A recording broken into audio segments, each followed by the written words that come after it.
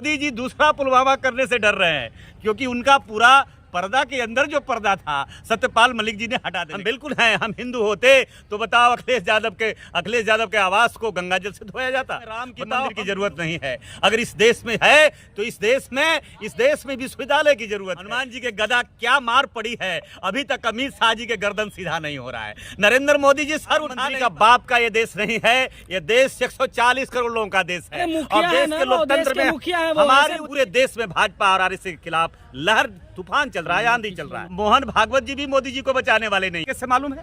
देश कहां गया, देश का जीडीपी कहां गया, देश में बेरोजगारी कहां गया, देश के किसानों का हालात क्या हुआ, देश में पढ़ाई कहां है। मोदी जी झोला लेके निकलने की तैयारी कर रहे हैं, ये पूरे देश जानता है। दौरान सत्यपाल मलिक ने कहा है कि लिख कर ले लीजिए, 6 महीने बचे हैं मोदी जी जाने वाले। बहुत अच्छी बात कहा है, सच्चाई है। बिल्कुल विदाई हो गई है, अब बिल्कुल चौखट से बाहर होने वाले हैं। प्रधानमंत्री का कार्यालय छोड़ने का और जो उन्होंने बोला था कि मैं झोला लेके आया, जी झोला लेके निकलने की तैयारी कर रहे हैं, ये पूरे देश जानता है। ये उसी दिन उनको आभास हो गया था जब ये कर्नाटक और हिमाचल का परिणाम आया था, बंगाल का निकाय का चुनाव का परिणाम आया था। उसी दिन भारतीय जनता पार्टी अपना हार स्वीकार कर ली थी। और एक बात मैं आपको जानकारी दे दूं बड़े अच्छे तरीके से कि सत्यपाल मलिक जी ने जो कहा है वो कोई गलत बातें नहीं कहा है। सत्यपाल मलिक जी तो जीता जागता उदाहरण है, जो पुलवामा का बहुत बड़ा साक्ष्य है, पुलवामा का गवाह है।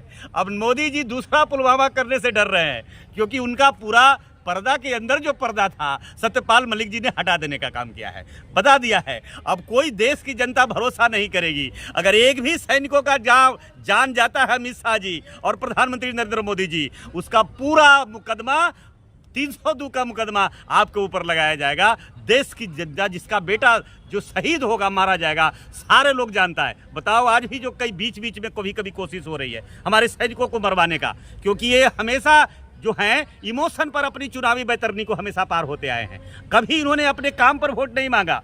जब पहली बार आए थे तो कांग्रेस का भ्रष्टाचार पर वोट मांगा था। पहली बार आए थे तो अच्छे सपने इन्होंने दिखाया था, अच्छे दिन लाने का सपना दिखाया था, झांसा दिया था। नहीं, देश को बचा रहे हैं। देश कितना बच रहा है आपको अच्छे तरीके से मालूम है। देश कहां गया, देश का जीडीपी कहां गया, देश में बेरोजगारी कहां गया, देश के किसानों का हालात क्या हुआ, देश में पढ़ाई कहां है, देश की एमबीबीएस करने में पैसा कितने लग रहा है। युद्ध हो रहा है, यहाँ तो सेफ है ना मोदी जी के रहते हुए। कहाँ महायुद्ध हो रहा है? महायुद्ध कोई पहली बार थोड़ी दुनिया के अंदर हो रहा है जिसमें भारत की सरकार की क्या भूमिका है। भारत की सरकार इसका श्रेय लेने की कोशिश नहीं करे। नरेंद्र मोदी जी न जाने और अमित शाह जी क्या कह देंगे और कहने के बाद क्या जुमला के भाषा में बात कह देंगे, ये सब लोग जानता है, पूरा देश जानता है। आप राजनीति कर रहे हैं। मोहन भागवत ने कल ही कहा है कि कुछ लोग शांति नहीं चाहते हैं, चाहे मणिपुर में अशांति फैलाने की कोशिश कर रहे हैं, राजनीति कर रहे हैं। तो मणिपुर के बहुत बड़े हिमायती थे, जहां 1.5 महीना तक जलता रहा मणिपुर। 1.5 महीना बेटियां निर्वस्त्र होती रही, 1.5 महीना बेटियों के साथ बलात्कार होता रहा और उनका नारा हुआ मिला था, देश को मिला था, बेटी पढ़ाने का, बेटी बचाने का। तो बेटियों को कितने बचाए हैं, कितना बचाने में मदद किए हैं, कितना बचाने का इनको पास चिंता है, ये तो पड़ गया है। तो मोहन भागवत जी जो कह रहे हैं, अब मोहन भागवत जी भी मोदी जी को बचाने वाले नहीं है, क्यों मोहन भागवत जी भी बयान दे रहे हैं और वो लगातार वो कह रहे हैं कि हम किसी का ठेका नहीं लिए हैं कि एक ही व्यक्ति का नरेंद्र मोदी को प्रधानमंत्री बनाएंगे। जब बहुत हड़कंप मचा कि चुनाव से 2024 से पहले हिंसा होगा, कोई बड़े बीजेपी के नेता को मरवा भी सकती है, अयोध्या में हमले भी हो सकते हैं। अब सत्यपाल मलिक कह रहे हैं लिख कर ले लीजिए, सबूत दे रहे हैं कि 2024 में ये ऐसा क्या आंकड़ा है उनके। मैंने कहा सत्यपाल मलिक जी जो कुछ भी कह रहे हैं, सत्यपाल मलिक जी कोई साधारण व्यक्ति नहीं है। सत्यपाल मलिक जी बहुत ही जिम्मेदार एक अच्छे समाज सेवी हैं, एक अच्छे पद पर काम करने वाले व्यक्ति हैं। और सत्यपाल मलिक जी जो कह रहे हैं देश के हित में कह रहे हैं, समाज के हित में कह रहे हैं। उनका कहना ये इशारा अच्छा है और डर भी पैदा हो रहा है भारतीय जनता पार्टी में कि अगर हम कोई दंगा करा दिए, भाजपा कोई भी दंगा करा दी, भाजपा कोई भी अगर सैनिकों को मरवा दी, अगर कोई भी अगर अटैक करवा दी बाहरी देशों से, तो सारा देश दुनिया जानेगा कि ये चुनावी लाभ लेने के लिए नरेंद्र मोदी जी का और अमित शाह जी की सोची समझी साजिश है। लेकिन पूरे देश की जनता तो मोदी जी पे भरोसा करती है, सुरक्षित महसूस करती है। अजय, पूरे देश की जनता अगर उन पर भरोसा करती तो कर्नाटक का परिणाम आपको सामने आया, पूरे देश की जनता उन पर भरोसा करती, हिमाचल का परिणाम आपके सामने आया, उनको आपको बंगाल के निकाय का परिणाम सामने आया। और जानकारी मैं कह दूं, 7 राज्यों में उपचुनाव हुआ है और 7 राज्यों में 5 राज्यों में उनको जमानत नहीं बची है। यहाँ तक कि उत्तर प्रदेश की जो सीट है, उस सीट पर जहाँ बनारस के बगल की सीट है पूर्वांचल का, जहाँ जमानत नहीं बची, जहां 1.25 लाख वोट से भारतीय जनता पार्टी हार गई है, ये साफ साफ इशारा है पूरे देश में भाजपा और आरएसएस के खिलाफ लहर तूफान चल रहा है, आंधी चल रहा है। तो क्या लगता है 2024 में? 2024 में खत्म है।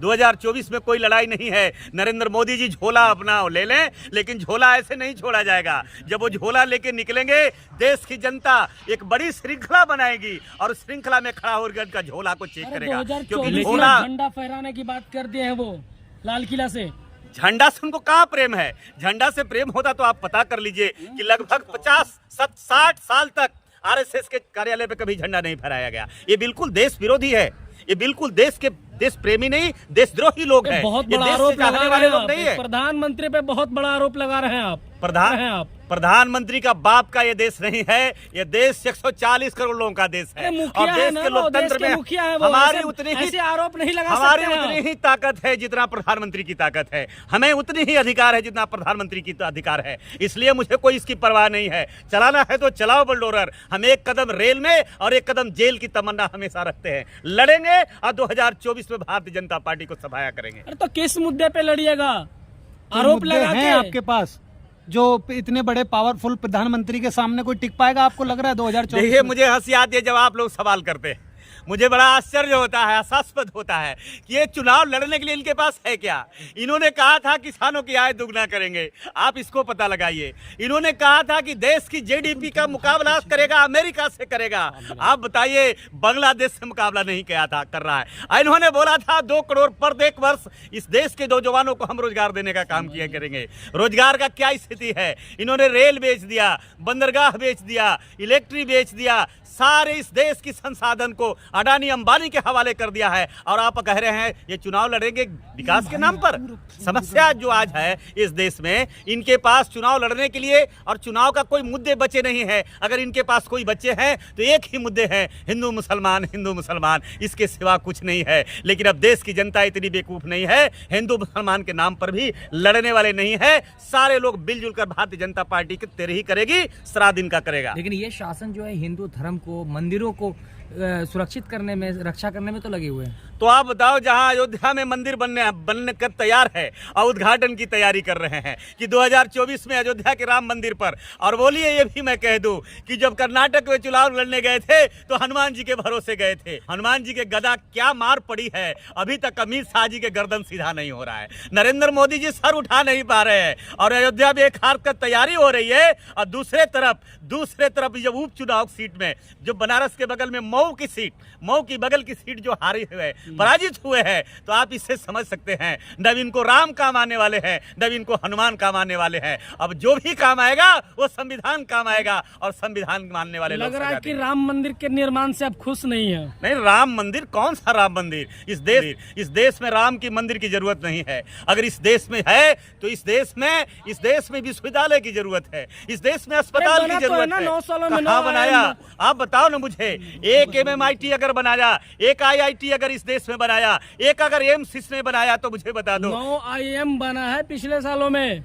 जो बनाया है मुबारक हो, अगर हो सकता है, अगर बना है तो हम चाहते हैं आप लोग भी, आप 15 लाख वाले भी खाता खुलाए थे और पत्रकारों लोग, आप लोग का भी खाता खुला है। आप उनसी बात उनसे पूछ लीजिएगा। अमित शाह कह रहे हैं कि बीजेपी की सरकार में ही IT और मेडिकल कॉलेज वगैरह बने हैं। जो भी देश में बना था पूर्व की सरकार ने जो की थी उसको इन्होंने खत्म करने का काम किया और बेचने का काम किया। अगर इनके राज में, इनके सरकार में अगर कोई तरक्की किया है, अडानी अंबानी इस देश के कारपोरेट समूह तब तरक्की किया है, बाकी किसी का विकास नहीं हुआ है देश में। हिंदू होकर के राम मंदिर का विरोध कर रहे हैं। कौन हिंदू है? हम न हिंदू थे, हिंदू नहीं है, न है, न आगे हम कभी कह सकते हैं हमारे नहीं हिंदू है। हम हिंदू होते तो बताओ अखिलेश यादव के आवास को गंगा जल से धोया जाता?